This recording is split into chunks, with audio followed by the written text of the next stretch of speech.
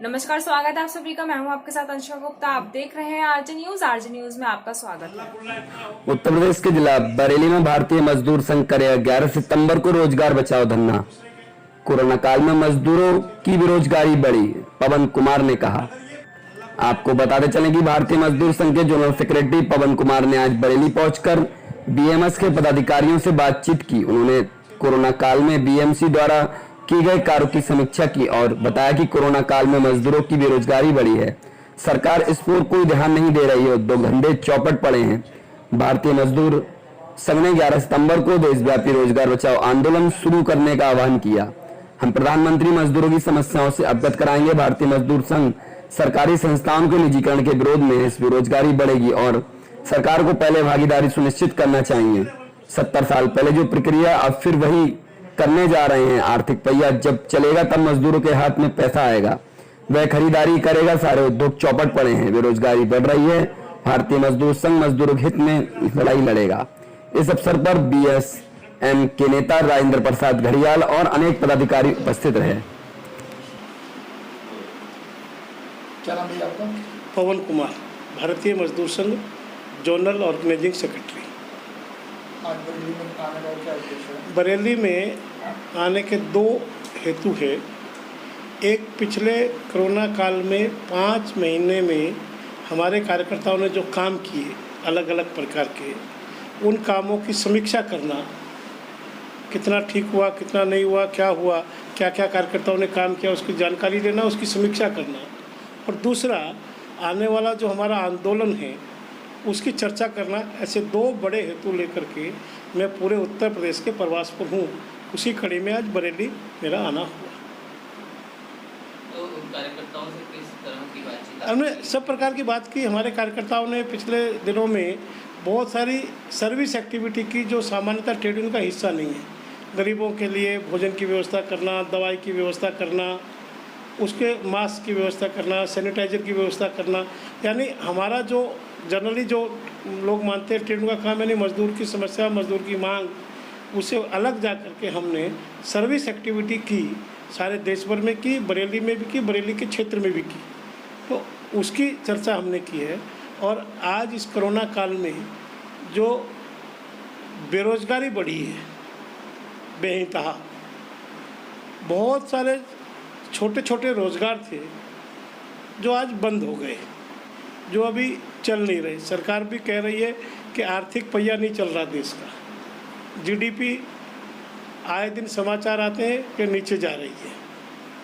अभी तो बड़ी चिंताजनक स्थिति है कि रिजर्व बैंक ने कहा कि जीडीपी लगभग 26% डिप कर गई है। ये अपने आप में बड़ा एक चिंता। और वो कुछ मान सकते हैं कि अप्रैल मई में कोई आर्थिक गतिविधि नहीं हुई, किंतु अभी भी आर्थिक गतिविधि बढ़ नहीं रही, बाजार चल नहीं रहे। उसका कारण ये है कि मज़दूर के हाथ में पैसा नहीं है, मज़दूर को तनख्वाही नहीं मिली, और जो छोटा स्वयं का काम करने वाला मज़दूर था वो बेरोज़गार है। जब तक उसको पुष्ट नहीं किया जाएगा, मज़दूर को पूरा वेतन नहीं दिलवाया जाएगा, और सेल्फ हेल्प में काम करने वाले लोगों का, स्वयं के काम करने वाले लोगों को पुष्ट नहीं किया जाएगा, तब तक आर्थिक पहिया चलाना ये एक बड़ा काम होगा। इसलिए भारतीय मजदूर संघ ने 11 सितंबर को सारे देश भर में रोज़गार बचाओ आंदोलन ये करने का निर्णय किया है। हम ब्लॉक स्तर पर, जिला स्तर पर छोटे रोज़गार को लेकर के सरकार का ध्यान आकर्षित करेंगे, सरकार की नीतियों को लेकर एक प्रदर्शन करेंगे, और प्रधानमंत्री महोदय को ज्ञापन के माध्यम से बताएंगे कि देश के निचले स्तर के मजदूरों की स्थिति क्या है।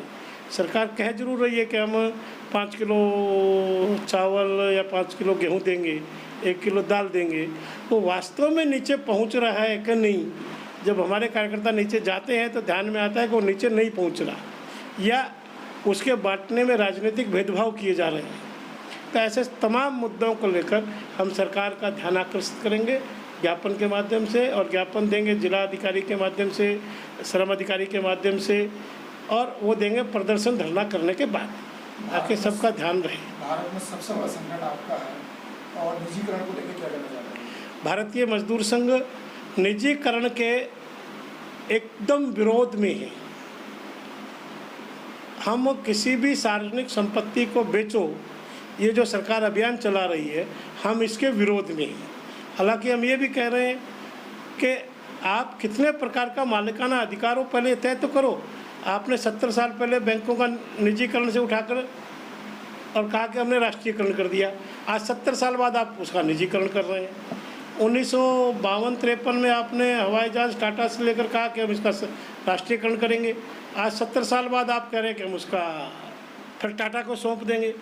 तो वो ठीक है, ये ठीक है, इसकी कई चर्चा तो करो। जिन 4 लोगों के मन में आया बैठ कर के फैसला करते ये भारतीय मजदूर संघ को स्वीकार्य नहीं है। हमारा मानना ये है कि सरकार ILO कन्वेंशंस का भी उल्लंघन कर रही है और मजदूर और गरीब आदमियों के टैक्स पेयर की द्वारा जो बनाई गई संपत्ति है, एक प्रकार के उसको भी खुर्द-बुर्द करने की जो प्रयास कर रही है, ये निंदनीय है। भारतीय मजदूर संघ इसको स्वीकार नहीं करता। इसके विरोध में भारतीय मजदूर संघ खड़ा है।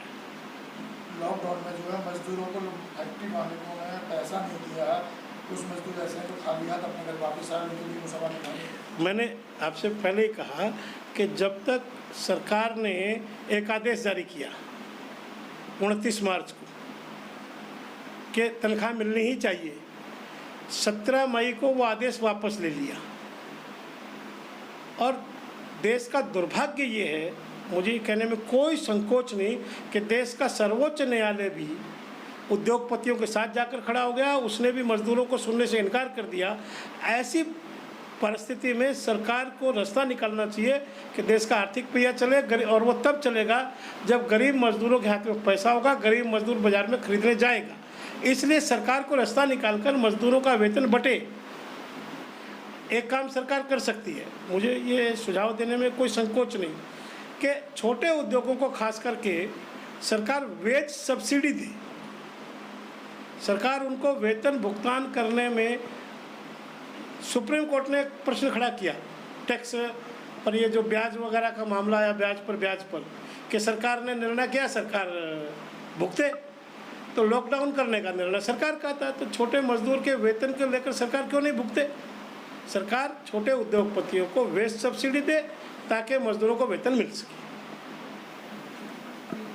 पेट्रोल खरीदेंगे, उसके लिए इंश्योरेंस खरीदेंगे, उसके लिए पॉल्यूशन करेंगे, तो आप GDP में योगदान कर रहे हैं। और अगर आपने गलती से साइकिल खरीद ली तो आप GDP में नुकसान करते हैं, क्योंकि आप उसके लिए लोन नहीं लेते हैं, आप उसके लिए पेट्रोल नहीं खरीदते हैं, आप उसका इंश्योरेंस नहीं करवाते हैं, आप उसका बीमा नहीं कराते, उसके लिए पॉल्यूशन नहीं करवाते, उसका आप साइकिल पर चलने के कारण से स्वस्थ रहते हैं, इसलिए डॉक्टर के पास नहीं जाते, दवा नहीं चलती। इसका मतलब ये होगा कि आप उस GDP को नुकसान कर रहे हैं, यानी साइकिल। और अगर आप गलती से पैदल चलते तो साइकिल से भी ज़्यादा नुकसान करते हैं। कैसी GDP की अवधारणा है देश? इस GDP की अवधारणा पर ही प्रश्न है। और जहाँ तक ये सवाल है कि अभी इतनी नीचे जा रही है GDP, तो मैं पहले कह चुका हूँ कि कैसा ढांचा खड़ा किया हमने। एक झटका बर्दाश्त नहीं कर सकती, ना GDP बर्दाश्त कर सकती, ना सरकार बर्दाश्त कर पाई, ना बाकी, और फिर मजदूर झेल गए झटके को। ये सोचने का एक मुद्दा है। तो